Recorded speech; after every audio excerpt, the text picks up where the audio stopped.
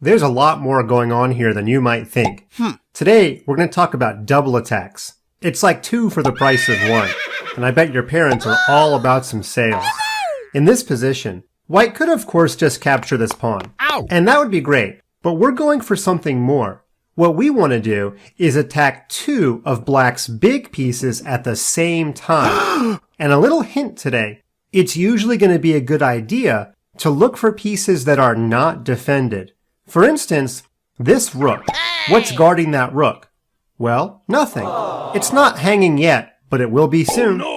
I would advise you not to focus on things like this pawn. This pawn is being defended several times. And remember in our previous video, if it has 2 defenders, you would actually need 3 attackers just to consider capturing it. So, when you're focusing on double attacks, you'd like to look for pieces that are not defended. A double attack is just aiming at 2 pieces with 1. I've got a really good move here for white. Let's have white travel up with his queen to the square d3. What are we double attacking? Well, the rook of course, but also don't forget the king. And if you aim at the king, it doesn't matter if he's defended because he always has to get himself out of check. When black blocks the check, I think that's one of his only ways to do so, then we simply capture the rook for free. Notice black did not have time to save his rook because he was required to get out of check. That's the beauty of the double attack. There were some other ways that white could have made a double attack here, but I don't think he has any other good double attacks with the queen. For instance, if you try to move your queen to the square a4, that kind of looks good, doesn't it? You're attacking the rook and the bishop. But black actually has several good responses. Black could miraculously save all of his friends with the move rook to b7. And of course, you don't want to capture the bishop, because if you do, the rook's going to come over and get you. And we learned in our last video, the queen is worth 9 points, and the bishop is only worth 3. So white's actually losing 6 points. Same thing with capturing the knight. The rook is there for backup. We have 1 attacker and we have 1 defender. That means we should not be capturing. You need more attackers than defenders. Now some of you are yelling at your screen right now because you noticed there's actually an even better move.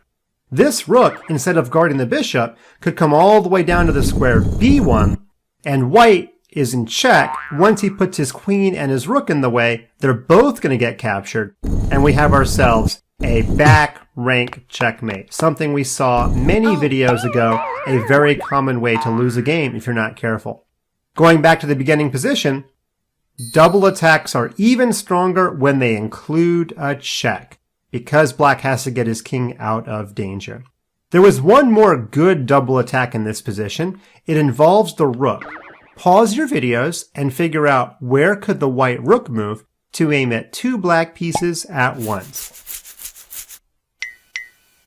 You probably found the move rook to c7, and of course it helps a lot that neither the knight nor the bishop have a defender. If the bishop moves, we take the knight, and if the knight moves, we take the bishop. That's pretty simple. I'd like to show you one more example of double attack. In this very common opening position, I like this move, knight to e4. We usually don't move pieces twice in the opening, but we're setting up a very sneaky double attack. White often captures the black knight, and when black captures back, what I've seen a lot of players do here is move this pawn to the square e3. That helps the bishop get out. It even helps the knight get out. But remember what I told you a few minutes ago. When pieces are not defended, often double attacks happen to those pieces. Take a look at this bishop up here on g5. He's kind of all by himself, isn't he? We also said that you should always be looking to attack the king.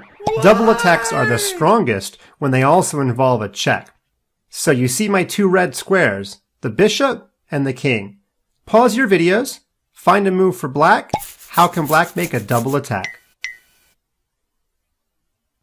This super sneaky move, queen to a5.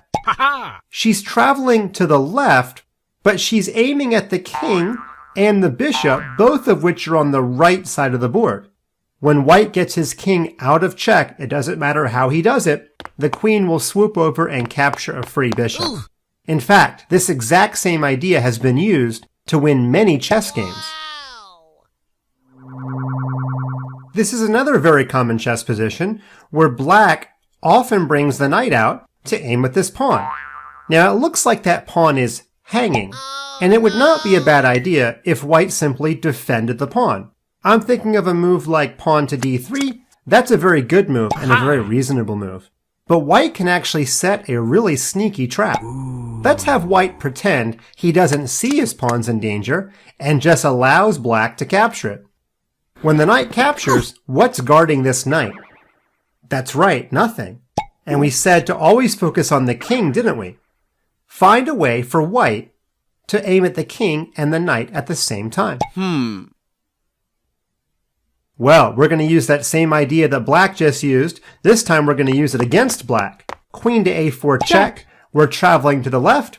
We're aiming back to the right, on the diagonal, and on the rank. No matter what black does to get out of check, he's going to block with something. Let's have him block with the bishop. But our queen's not going to stay there for long. Our queen's going to swoop over and capture this knight. I know we're bringing the queen out early, but if it's to get $3 off the chessboard, I would certainly do it. I would walk really far to get $3 in life. Okay, remember this idea. If you aim at two pieces with one, it's a double attack, and that's a great way to pick off the enemy pieces.